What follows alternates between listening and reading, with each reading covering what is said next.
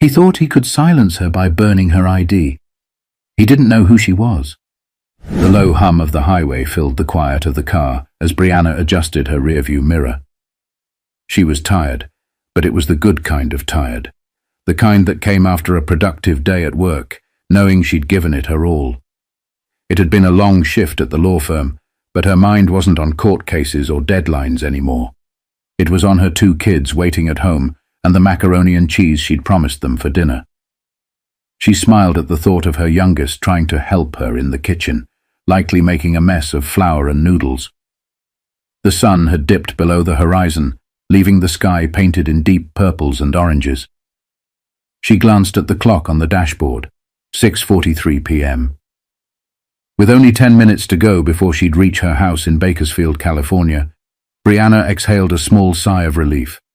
Dinner, a little TV with the kids, and finally some rest. That was the plan. But something about the road ahead caught her eye. The intersection she was approaching seemed unusually quiet for this time of night. Her grip on the steering wheel tightened slightly, though she brushed off the feeling. Maybe it was just her nerves after a long day. She pushed the thought aside, focusing instead on her mental checklist for tomorrow. Then, in the corner of her mirror, she saw it. Flashing red and blue lights. Her stomach sank. She hadn't been speeding, hadn't run a light, hadn't done anything to warrant being pulled over. Yet, here she was, slowing down and pulling over to the side of the road. Her fingers trembled slightly as she turned on her hazard lights and rolled down her window.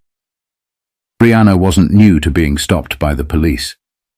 She'd had her fair share of random checks before. She always kept her documents in order, and her demeanor calm, knowing all too well how easily things could escalate. But this time, something felt different. Heavier. As she waited, she could see the officer stepping out of his cruiser. His figure was silhouetted against the flashing lights, his movements deliberate and slow. Brianna took a deep breath, steadying herself for whatever was about to come. But the way he approached her car, with that deliberate slowness, sent a ripple of unease through her. The officer approached Brianna's car with measured steps, his flashlight pointed directly at her face. She squinted against the glare, trying to maintain her composure as he stopped by her window. He didn't speak right away, letting the silence hang in the air before finally asking, "License and registration?" His voice was flat, devoid of any warmth or professionalism. Brianna nodded, careful to move slowly as she reached into her purse and glove compartment. She handed him the documents, her hands steady despite the uneasy feeling creeping up her spine. "Here you go, officer," she said, her voice calm and respectful. He barely glanced at her before taking the papers and retreating to his cruiser. Brianna exhaled, her fingers gripping the steering wheel tightly. She watched him through her side mirror as he lingered in his car, longer than seemed necessary. Minutes ticked by, and the tension in her chest grew heavier with each passing second. When he finally returned, his demeanor had shifted. His posture was rigid, his expression hard.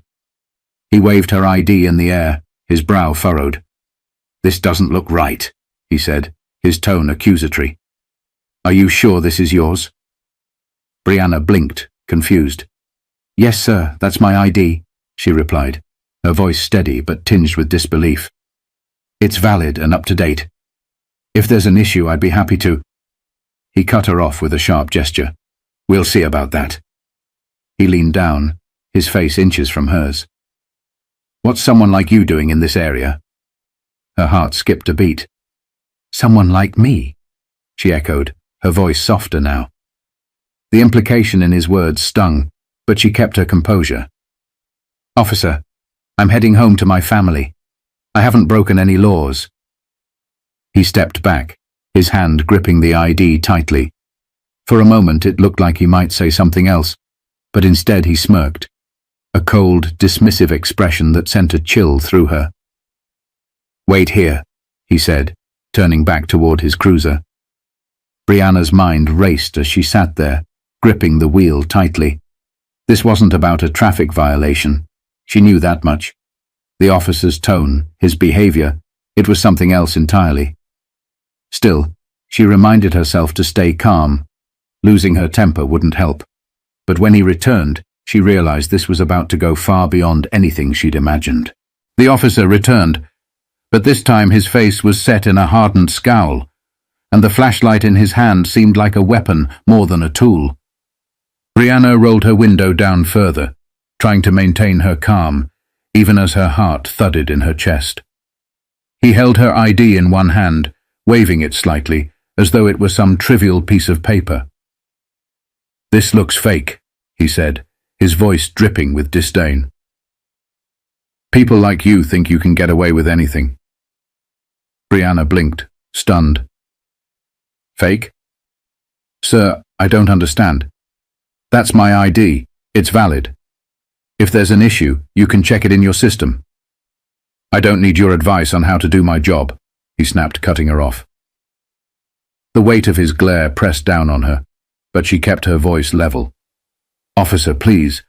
I'm not trying to—" Before she could finish, he raised his hand, holding her ID between his fingers like it was trash. Then, to her absolute horror, he pulled a lighter from his pocket. Brianna's breath caught as she realized what was about to happen. "Maybe this'll teach you a lesson," he sneered. In one fluid motion, he flicked the lighter, and the small flame danced dangerously close to her ID. "Wait, you can't," Brianna started, her voice rising, but it was too late. The flame caught the edge of the card, and within seconds it was curling and blackening in his hand. The acrid smell of burning plastic filled the air as he dropped the charred remains onto the pavement at her feet. Brianna stared, frozen in disbelief. Her voice came out in a whisper, trembling with a mix of shock and anger. "Why would you do that?" The officer smirked again, his expression smug and unapologetic. "Next time, bring something real," he said coldly. Without another word, he turned and walked back to his cruiser, leaving Brianna sitting there, stunned and speechless.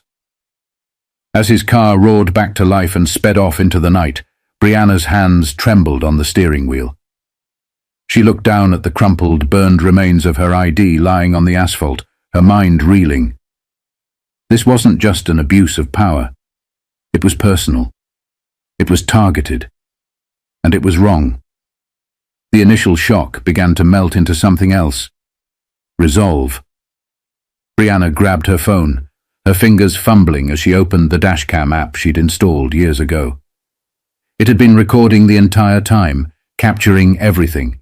His words, his actions, his blatant disregard for justice. She played back a snippet of the footage, her jaw tightening as she listened to his mocking tone. This wasn't just about her anymore. This was about every person who had been humiliated, intimidated, or dehumanized by someone who was supposed to protect and serve. But even as the weight of what had just happened sank in, Brianna knew one thing for sure. She wasn't going to let this slide. Brianna sat in her car for a moment, the silence pressing heavily around her. Her mind was racing, but her actions were deliberate. She picked up her phone and dialed the first number that came to mind. "Elliot, it's me," she said, her voice steady despite the whirlwind of emotions inside her. Elliot was not just her attorney. He was a trusted friend who had stood by her through countless legal battles. She recounted what had just happened, her tone calm but firm as she explained every detail. "That's not just misconduct," Elliot said after a pause. "That's blatant abuse of power. You've got the dashcam footage, right?" "Yes," Brianna replied. It recorded everything. His words, his actions, the lighter. Her voice faltered slightly at the memory of the ID burning in front of her. "Good," Elliot said, his voice reassuring. "Don't worry, we're going to handle this. He messed with the wrong person." Brianna ended the call and took a moment to compose herself. The thought of her children waiting at home gave her strength. This wasn't just about her dignity. It was about ensuring a better future for them, free from the fear of being unfairly targeted. The next morning, Elliot filed a formal complaint with the police department, attaching the dashcam footage as evidence. Brianna's story quickly gained traction, spreading through local news outlets. Reporters reached out for interviews, while community leaders voiced their outrage. Soon, the officer's identity was revealed, and his history of misconduct came to light. Complaints of similar behavior had been buried for years, but now, under the weight of public scrutiny, they resurfaced. Brianna's case was no longer just hers. It became a rallying point for the community. Protests erupted outside the police station, demanding accountability not just for this officer, but for the entire department. Signs bearing slogans like "Justice for Brianna" and "End Racial Profiling" filled the streets. Brianna, ever composed, spoke to the crowd during one such rally. "This isn't just about me," she said, her voice clear and resolute. "This is about every person who has been mistreated because someone thought they could get away with it. We're here to say enough is enough." The legal process moved forward, slow but steady. The officer was placed on administrative leave, and Brianna prepared to testify in court. But the weight of the fight wasn't hers alone. Support poured in from strangers, civil rights organizations, and even other law enforcement officers who condemned the abuse of power. But even as the case gained momentum, Brianna knew the fight wasn't just about winning in court. It was about changing the system. The courtroom was packed on the day of the hearing. Brianna sat at the witness stand, her head held high as she recounted the events of that night with clarity and poise. The dashcam footage played on a large screen, the officer's smirk and the flicker of the lighter stark reminders of the abuse she endured. Gasps rippled through the room as the recording reached its crescendo, the ID burning in his hand and his mocking words echoing in the silent chamber. When the officer's defense tried to argue that his actions were misjudged but not malicious, Brianna's attorney countered with the hard facts. A pattern of complaints against the officer, his disregard for protocol, and the undeniable footage of his actions. The jury deliberated for hours, but the verdict was clear: guilty of misconduct and abuse of authority.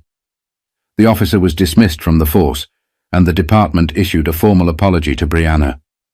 Yet for her, this victory was only part of the larger battle. She used the settlement she received to establish a legal aid fund for victims of racial profiling, ensuring that others who found themselves in her position wouldn't have to face it alone. The case sparked a nationwide conversation about the unchecked power of law enforcement. Brianna was invited to speak on panels, her voice becoming a beacon for change. "Accountability isn't just about punishment," she said in one interview. "It's about rebuilding trust. It's about ensuring that no one else has to experience what I did." Months later, Brianna drove down that same stretch of road, this time with her kids in the back seat. Her youngest was singing off-key to a song on the radio, and her oldest was telling a story about school. As they passed the intersection where it all happened, she glanced at the spot briefly, then focused back on the road ahead. She'd turned that moment of humiliation into a movement for justice, and that thought gave her peace. To those watching, Brianna's story isn't just a tale of one woman's resilience, it's a call to action. It's a reminder that silence allows injustice to thrive, but one voice, backed by determination, can create waves of change. If her story moved you, take a moment to think about how you can make a difference in your own community. Whether it's supporting organizations fighting for justice, holding those in power accountable, or simply educating yourself, every action matters. Don't forget to subscribe for more stories that inspire change and spark important conversations. Together, we can create a better world.